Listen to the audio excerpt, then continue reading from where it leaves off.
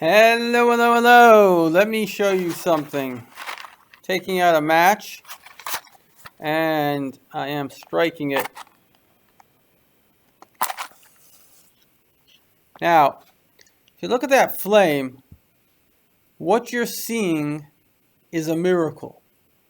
What is the chance that you could take something, you could strike it, and it will produce what is fire? It's basically excited electrons. Now, within us all, there is a soul. The soul is connected to a body, right? So the body is the physical thing. The soul is a miracle. This is critical to understand because the way we think of ourselves is you look at me, you see someone talking to you. But who is the someone? You know, there's a famous saying, I think, therefore I am. Who is the am that is thinking? You can't say, I think, therefore I am. But who is the am? Who is the thinker? Because I have many different thoughts. And so, what causes this thought or that thought? Something in me is causing the different thoughts. So you can't say, oh, my thoughts are me, because something is making me think. And so, there are really only two philosophies of how this works. One is basically Freud. And Freud was an atheist. He wasn't a believer in God. It's a bit perverted. And what he came up with is all emotions. So you have different desires.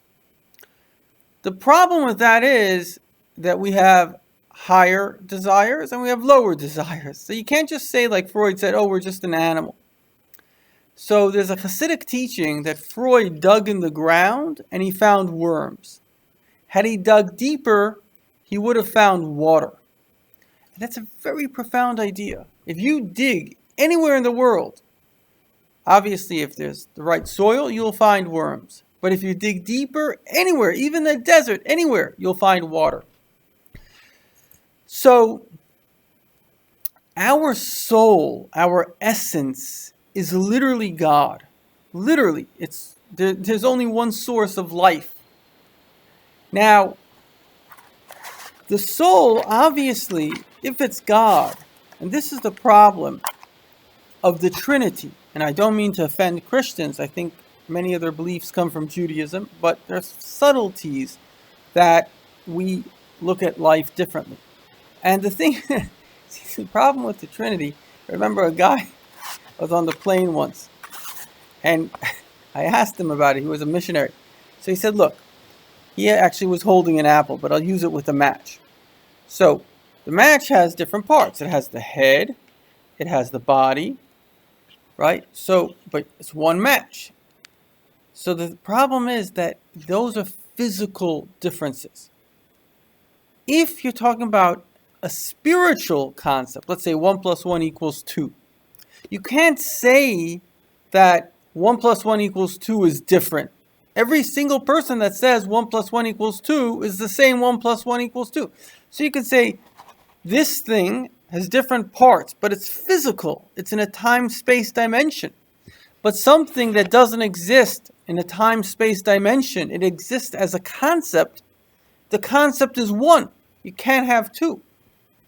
Be that as it may, the fact of the matter is that we are composites of a soul. Within me is a spirit. In fact, when a person dies, everyone, there's a certain, like a third of an ounce, whatever it is, certain weight that disappears, whether they're old, whether they're young. When a person, the zygote, which is the sperm and the egg, connect, there's a spark of light that comes. In everything, there's a spark of light. There's a spark of God. We now know that energy is matter. So we look like I am just a physical thing. But I am not a physical thing. Physical things don't think. They don't talk. They don't feel. Physical things are like this.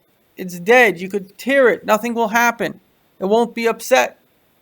So we are not physical things. We are spiritual things. And the one thing that we have in common with our Creator, we're like our Creator. In fact, all souls have this in common. There are souls in plants and animals. Is we are sensitive. Are you sensitive? Am I right? That you're sensitive? That you feel? That you don't want people to shame you? That you want people to love you? You're sensitive, right? You're not a rock. Emotions matter to you. In fact, it's amazing. Now we know that emotions even matter to rocks. If you look at water, water will shift. If you Google Dr. Emoto, water will shift its energy based on the energy that's given to it. And so when you understand this, you understand one truth that will change your life forever. That is that if you're sensitive, so you're like a sponge, you take in energy. When you're in a room, do you feel the energy? Do you feel the people? By the way, they feel you too. We're all sponges. Everything around you, the walls, the trees, the animals, anybody that has a dog knows this. They all feel, they all sense. And what do we want? We want love. What do we not want? The opposite of love, which is separation, which is, God forbid, hate.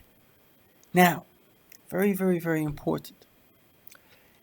If we take in energy, so then ask yourself only one question. Whose energy makes me feel the way, not only who, what? For example, when I pray and I think of the words, when I study the Torah, God's word, this gives me joy, gives hundreds of millions throughout all of the centuries. And this secular crap, which is like, oh, we can just do it without God. Really? It's a mess. It's not making people happy. It's making them miserable. It's based on evil demons, which is the sexual and the arrogant desire. And it takes over the sensitivity and the heart and the compassion and the unity of a person. It puts them, it's like, let's say a person has a great desire for, I don't know, money, because we can understand that. So if a person's addicted to that, so it takes them away from themselves. You're not you anymore. All you are is your addiction. Anything that is not sensitive is not real. It is not God. So we must reconnect to ourselves. We're all born sensitive. Psychologists, actually neurosurgeons, say that we basically are all born compassionate. So what happens? So what happens is some people are jealous. They were also born compassionate, and it feels good to be sensitive. You can feel connected. We all want to be connected. We come from one. We want to be one. But some people are jealous of that. This whole Black Lives Matter, it's all about jealousy, anti-Semitism, anti-America, anti-Israel. It's all jealousy because everybody wants to feel loved. Now, there are many people that, you see, the nature of jealousy, there's a very important story that gives us the nature of jealousy. And that is that two women had a baby the same night. And one of them, unfortunately, smothered the baby in her sleep. And she was jealous that the other woman had a baby and she did not. So she stole the baby. So they both came to the king, King Solomon, who was very wise. And they said, Your Highness, last night we slept. And the other woman, she slept on her baby. She smothered it. And the baby died. And so she stole my baby. And they both said the same thing. So King Solomon said, Bring me a sword. We're going to cut the baby in half. And we're going to give half to each mother. So one woman didn't say a thing. The other woman said, No. Let her keep the baby. So King Solomon said, You're the real mother. So this brilliant idea. But how did King Solomon realize that the idea would work? I mean, which woman in the right mind would say to cut a baby in half? Now, there's a book. It's called The Tyranny of Malice, written by Dr. Burke. And he's a disciple of Melanie Klein, who was one of the disciples of Freud. And she was a brilliant, brilliant psychologist. And her entire psychology is based on the emotion of jealousy.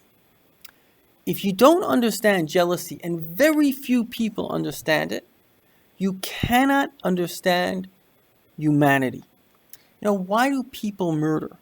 Why do they abuse children? Why do they like to control people? It's also a form of abuse. Obama, for example, put in all these laws, lots of laws, all these kinds of socialists. They put in laws, they restrict people. Why? It's a way of abusing people. You wouldn't want someone to make your life in a box.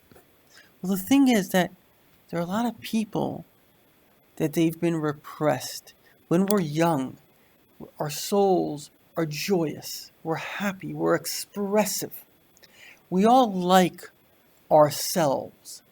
And when you like something, you wish it to multiply. You wish to have children. You wish to expand your name. You wish to feel proud of yourself. Now, there are a lot of people, you see, there's two things that are the same, but they come from different sources. There's depression and there is repression. Depression is when you feel that you are worthless. That's your own ego, like your own anger attacking yourself. It's like the immune system is attacking the body. But then there's another emotion. It's called repression. So depression is where I'm against myself. Repression is where someone else was against me. Now, if you accept what the other person says as true, that you are bad and you are worthless, which is the whole point of anti-Semitism and bullying, it's to make the other person feel as bad as the anti-Semite and the bully feels themselves, because happy people want others to be happy and miserable people want others to be miserable. And the fact that they have a big ego and arrogance, that's only a sign of their misery. We only become delusional about ourselves and think that we're great when we think that we're worthless. It is a reaction. It's called narcissistic personality disorder, and it's a reaction to what's called narcissistic wounding, which is a fancy way of saying a person has overblown their self-image because they are afraid of shame. Because they are afraid of shame, they create a mask that I am strong, I am confident, I am powerful, and that mask is only like a knight in armor, which is saying, don't try to attack me, I cannot be hurt. But eventually they come to believe their own lie. And this happens, you see this very much in societies, let's say tough societies like Russia or Arabs. Many societies, the people have great masks. And in fact, they said when Russia opened up, they told Americans not to smile. Americans like to smile. Don't smile. Why? Because they think you're up to something. Because people that smile in these societies, they smile at a sadism. They smile because they're enjoying hurting someone. Obama, it's very important that I mention Obama. Why? Because he infected our country with a narcissistic sadism. His happiness was only the joy of making others miserable. Just in case you're too naive to understand his evil, before he was president, the world was at peace. Believe it or not, now that Trump is president, the world again is relatively speaking at peace. While he was president, he caused Egypt to have a civil war, Libya to have a civil war. These are still going, terrible clashes with millions of people dying. Syria to have a civil war, Yemen to have a civil war, Russia to take over Crimea, China to take over, I forgot what it is, islands. He caused chaos, destruction, and never mind, not an actual civil war, but a civil war in terms of Americans against each other. Not all of them, but quite a few on the right and the left. So this is a person who enjoys one thing. He enjoys your misery. He enjoys your suffering. And if you see him smile, It's only because he's enjoying the power. People have a sadism in them because we have an innate jealousy. Every person would love love. That's our soul, our mind part of us. And every person also would like power and sadism. It says that God created good and evil opposite one another. And so, in conclusion, the goal of life is to have faith in God. Why? Because as Yoda, the great master, said, the path to the dark side is fear. How do people, maybe you as well, lose their compassion? How do they become tough? It's because of fear. But if you understand that everything in this world is run by another force, there's nothing, and this is a scientifically proven, mathematically proven concept, which Kabbalah says, nothing happens without it being designed by God. And you can say, well, I feel that I can make choices. That too was designed by God. It's like a rat in an experiment, and it has this whole world in front of it. And yet at the same time, the whole thing was organized.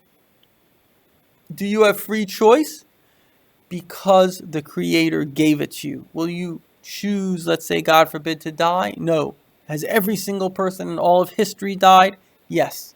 Did you choose to be born? No. Did everybody who was here, were they born? Yes. Does a chick choose to be hatched, to die?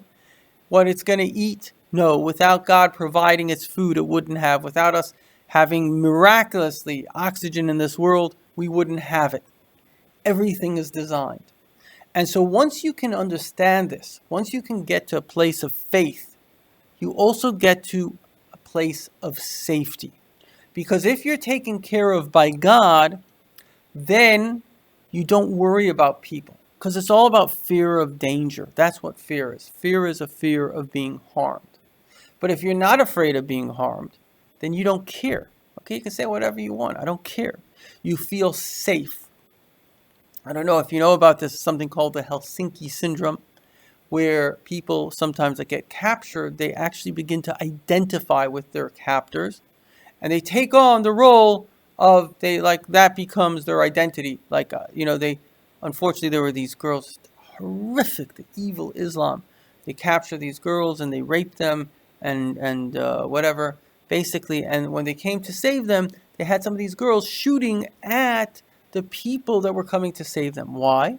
Because people that have fear in them, they don't have the strength, they don't have the courage to tell a schmuck that he's a schmuck. They can't do that.